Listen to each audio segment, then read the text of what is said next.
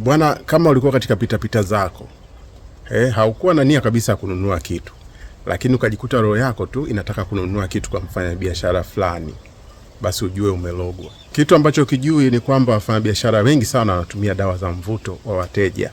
Hivyo kiwa hujapanga kitu alafu ukajikuta unaenda unanunua, ujue umevutwa kishirikina kununua bidhaa hizo.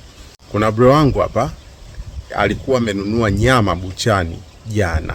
Alifanya hivyo kwa makusudi kabisa kwa sababu alihitaji apike kesho yake.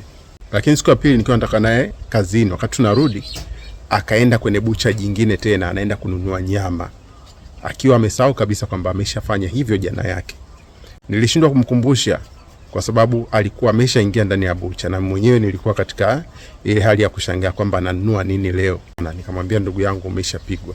Wafanyabiashara wa aina hii ambao wanatumia haya mambo, wengi utakuta wana foleni kubwa, lakini watu wapo radhi kwenda kukaa kwenye foleni ile. Wengine hawana majibu mazuri kwa wateja kwa sababu wanajua tu umefika pale kilazima, lakini watu bado wanang'ania kukaa nao.